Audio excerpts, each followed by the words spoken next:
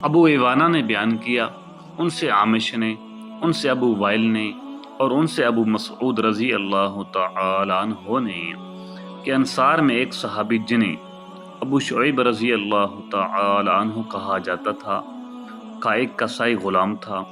ابو شعیب رضی اللہ تعالی عنہ نے ان سے کہا کہ میرے لیے 5 آدمیوں کو کھانا تیار کر دے، کیونکہ میں نبی کریم صلی اللہ علیہ وآلہ وسلم کو 4 دیگر اصحاب کے ساتھ دعوت دوں گا۔ انہوں نے آپ صلی اللہ علیہ وآلہ وسلم کے چہرے مبارک پر بھوک کے آثار دیکھے تھے، چنانچہ آپ صلی اللہ علیہ وآلہ وسلم کو انہوں نے بلایا۔ ایک اور شخص آپ کے ساتھ بن بلائے چلا گیا۔ نبی کریم صلی اللہ علیہ وآلہ وسلم نے صاحب خانہ سے فرمایا، یہ آدمی بھی ہمارے ساتھ آ گیا ہے، کیا اس کے لیے تمہاری اجازت ہے؟ انہوں نے کہا جی ہاں اجازت ہے۔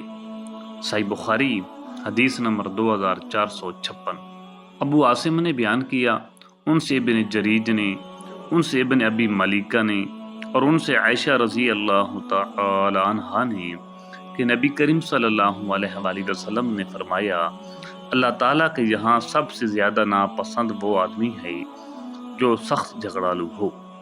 صحیح بخاری حدیث نمبر 2457۔ عروہ بن زبیر رضی اللہ تعالی عنہ نے خبر دی، انہیں زینب بنت ام سلمہ رضی اللہ تعالی عنہا نے خبر دی اور انہیں نبی کریم صلی اللہ علیہ وآلہ وسلم کی زوجہ مطہرہ ام سلمہ رضی اللہ تعالی عنہا نے کہ رسول اللہ صلی اللہ علیہ وآلہ وسلم نے اپنے حجرے کے دروازے کے سامنے جھگڑے کی آواز سنی اور جھگڑا کرنے والوں کے پاس تشریف لائی۔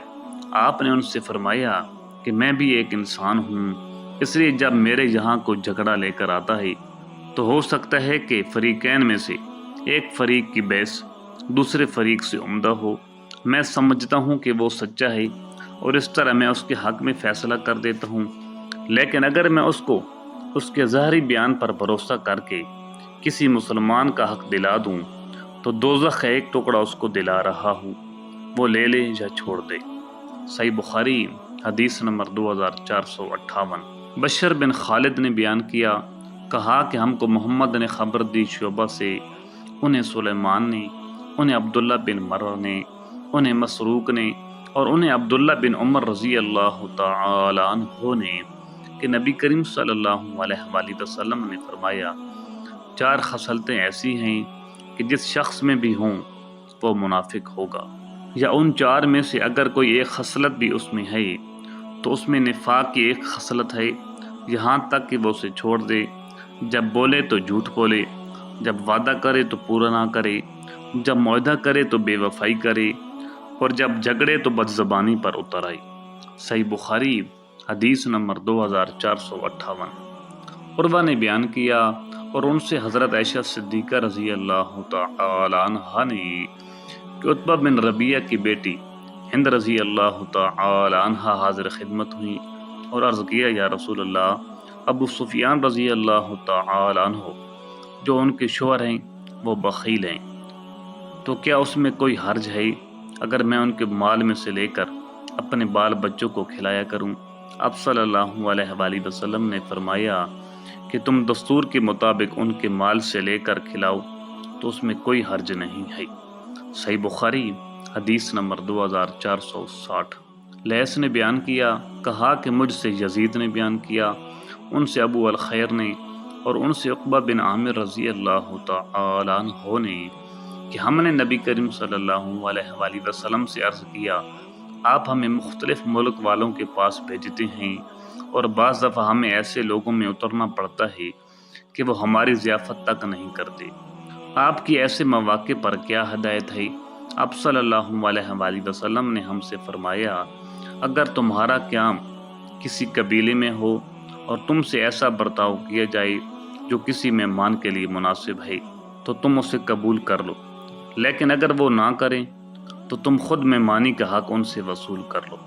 صحیح بخاری حدیث نمبر 2461۔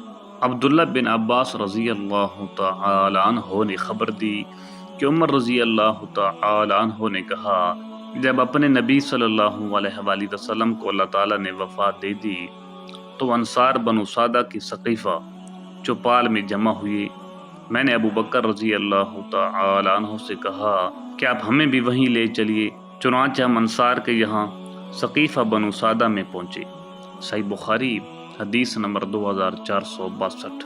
عبداللہ بن مسلمہ نے بیان کیا، کہا ہم سے امام مالک رحمۃ اللہ علیہ نے، ان سے بن شہاب نے، ان سے اعرج نے، اور ان سے ابو ہریرہ رضی اللہ تعالی عنہ نے کہ رسول کریم صلی اللہ علیہ وآلہ وسلم نے فرمایا، کوئی شخص اپنے پڑوسی کو اپنی دیوار میں کھونٹی گاڑنے سے نہ روکے۔ پھر ابو ہریرہ رضی اللہ تعالی عنہ کہا کرتے تھے، یہ کیا بات ہے کہ میں تمہیں اس سے منہ پھیرنے والا پاتا ہوں؟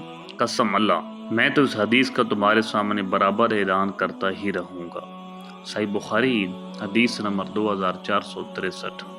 ثابت نے بیان کیا، ان سے انس رضی اللہ تعالی عنہ نے کہ میں ابو طلحہ رضی اللہ تعالی عنہ کے مکان میں لوگوں کو شراب پلا رہا تھا۔ ان دنوں کھجور ہی کی شراب پیا کرتے تھے۔ پھر جو ہی شراب کی حرمت پر آیت قرآنی اتری تو رسول کریم صلی اللہ علیہ وآلہ وسلم نے ایک منادی سے ندا کرائی کہ شراب حرام ہو گئی ہے۔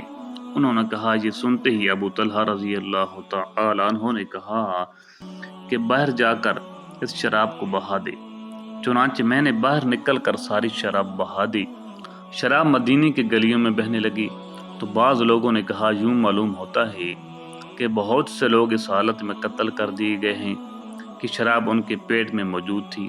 پھر اللہ تعالیٰ نے یہ آیت نازل فرمائی، وہ لوگ جو ایمان لائے اور عمل صالح کیے، ان پر ان چیزوں کا کوئی گناہ نہیں ہے جو پہلے کھا چکے ہیں، آخر آیت تک۔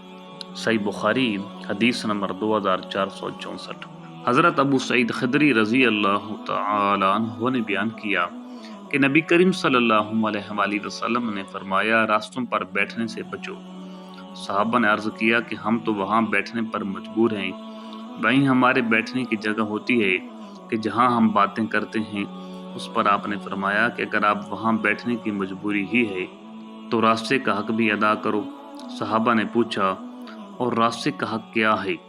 آپ صلی اللہ علیہ وآلہ وسلم نے فرمایا، نگاہ نیچی رکھنا، کسی کو ایذا دینے سے بچنا، سلام کا جواب دینا، اچھی باتوں کے لیے لوگوں کو حکم کرنا اور بری باتوں سے روکنا۔ صحیح بخاری حدیث نمبر 2465۔